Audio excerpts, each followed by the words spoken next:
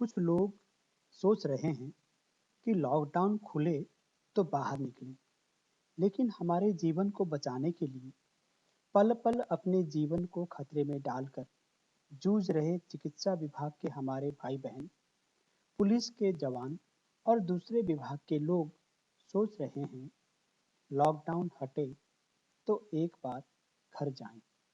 इसलिए लॉकडाउन का पालन करें, घर पर ही रहें, जब भी बाहर से आएं सबसे पहले हाथ धोएं, संभव हो तो नहा लीजिए, सामाजिक दूरी बनाए रखें, सरकारी दिशा निर्देशों का पालन करें, तभी कोरोना हारेगा और देश जीतेगा। तभी इन सब की इच्छा भी पूरी हो पाएगी, ये भी अपने अपने घर जा पाएंगे। लॉकडाउन के दौरान मैं भी कोशिश करूंगा कि इस जंग में आपको और आपके परिवार को अगर कुछ सकारात्मक दे पाया तो अपने को भाग्यशाली समझूंगा। दोस्तों, तो देखते हैं आज क क दा के पिटारे में क्या क्या है। सबसे पहले कहानी, जो एक बेहतरीन होगी। दूसरा सेगमेंट है आज का सवाल, कोरोना पर ही होगा। तीसरे सेगमेंट में आज रहेगा अंदर की यात्रा। चौथे सेगमेंट में शायरी के बंद में आज गालिब के कुछ शेर। दोस्तों नमस्ते, सत श्री अकाल, आदाब। मैं एन अर्जुन आप सबका स्वागत करता हूं आपके अपने चैनल क दा यानी कुछ अनकही कुछ अनसुनी दास्तान। चलो आज कुछ अच्छा सुनते हैं। मैं तो अपने चाहने वालों तक बस शब्द और आवाज से ही पहुंच पाता हूं। कोशिश करूंगा कि यह सिलसिला यूं ही जारी रहे। अगर आपको काकदा की यह पहल अच्छी लगे तो सब्सक्राइब करें ताकि हर जानकारी आपको सबसे पहले मिले। लाइक कर मेरा उत्साहवर्धन करें और अपने इष्ट मित्र, दोस्तों, परिजनों को भी जरूर भेजें। तो आइए, सबसे पहले आज कहानी। कहानी का नाम है सकारात्मकता की सोच। एक दिन एक किसान का बैल कुएं में गिर गया। वह बैल घंटों जोर जोर से रोता रहा और किसान सुनता रहा और विचार करता रहा कि उसे क्या करना चाहिए और क्या नहीं।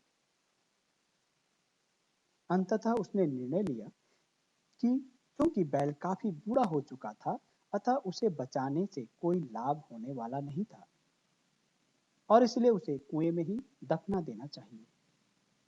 किसान ने अपने सभी पड़ोसियों को मदद के लिए बुलाया। सभी ने एक एक फावड़ा पकड़ा और कुएं में मिट्टी डालनी शुरू कर दी।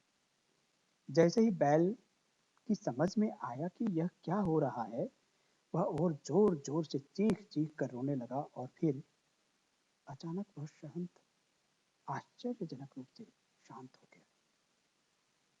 सब लोग चुपचाप कुएं में मिट्टी डालते रहे। तभी किसान ने कुएं में झांका तो वह आश्चर्य रूप से सन्न रह गया। अपनी पीठ पर पड़ने वाले हर फावड़े की मिट्टी के साथ वह बैल एक आश्चर्यजनक हरकत कर रहा था और वह हिल हिल कर उस मिट्टी को नीचे गिरा देता था और फिर एक कदम बढ़ाकर वह उस पर चढ़ जाता था। जैसे जैसे किसान तथा उसके पड़ोसी उस पर फावड़ों से मिट्टी गिराते, वैसे वैसे वह हिल हिल कर उस मिट्टी को गिरा देता और एक सीढ़ी ऊपर चढ़ाता। जल्दी ही सबको आश्चर्यचकित करते हुए वह बैल कुएं के किनारे पहुंच गया और फिर कूद कर बाहर भाग गया। ध्यान रखें, आपके जीवन में भी बहुत तरह से मिट्टी फेंकी जाएगी, बहुत तरह की गंदगी आप पर गिरेगी। जैसे कि आपको आगे बढ़ने से रोकने के लिए कोई बेकार में ही आपकी आलोचना करेगा, कोई आपकी सफलता से ईर्ष्या के कारण आपको बेहतर और सॉरी आपको बेकार में ही भला बुरा कहेगा। आपके सामने तो आपकी तारीफ करेंगे, लेकिन आपकी पीठ के पीछे आपकी बुराई करेंगे।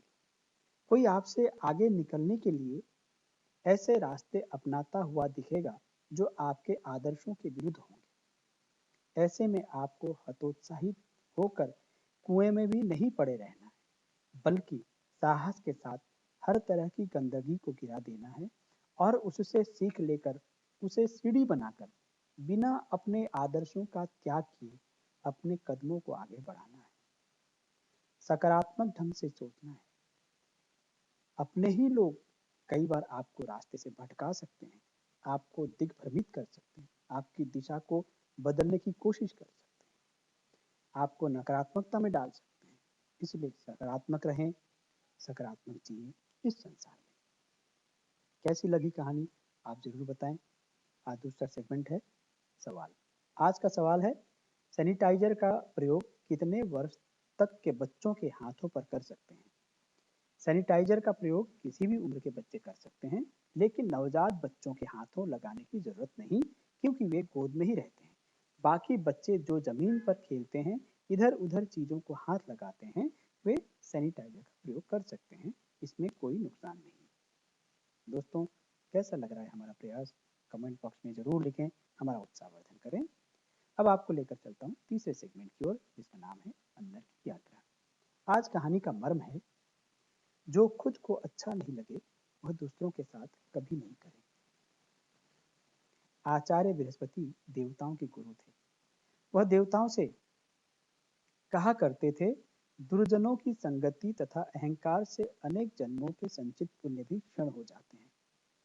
दुर्व्यसनों का साथ कभी नहीं करना चाहिए।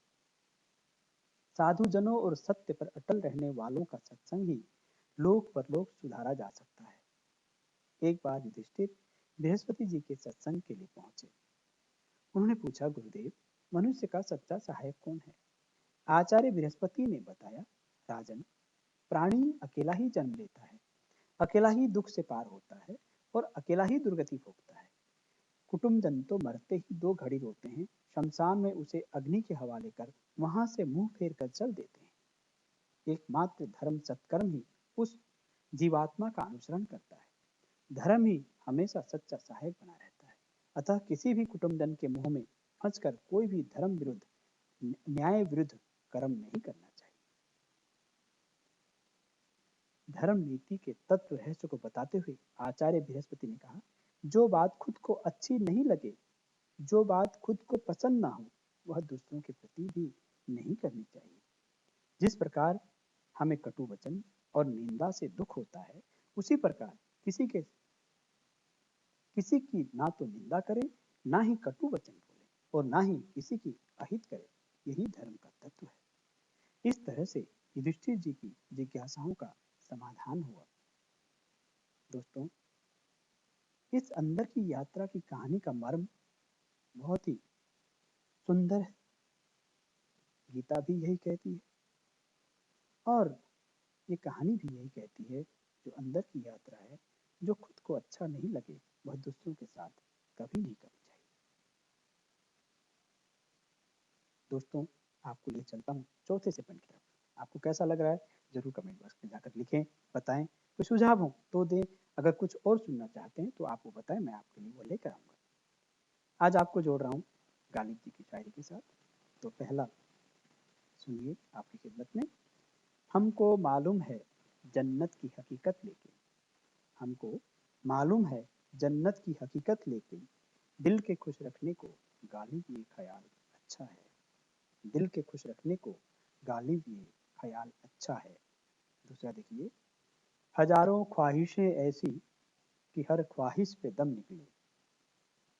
हजारों ख्वाहिशें ऐसी कि हर ख्वाहिश पे दम निकले। बहुत निकले मेरे अरमान, लेकिन फिर भी कम निकले।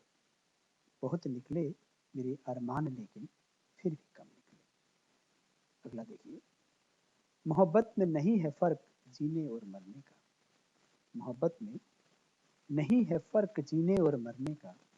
उसी को देख कर जीते हैं जिस काफिर पे दम निकले। उसी को देख कर जीते हैं जिस काफिर पे दम निकले।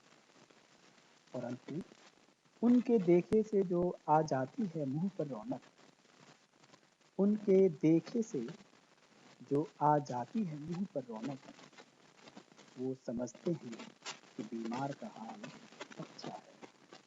वो समझते हैं कि बीमार का हाल अच्छा है।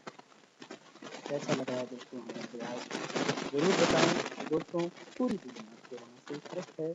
आपसे विनम्र निवेदन है कि सरकारी दिशा निर्देशों का पालन करें, अपने आसपास सफाई बनाए रखें, खुद को घरों में कैद रखें, सामाजिक दूरी बनाए रखें। इससे हम खुद बच सकते हैं, अपने परिवार, समाज, देश और दुनिया को बचा सकते हैं। मन ही मन अपने चाहने वालों के लिए दुआएं कीजिए।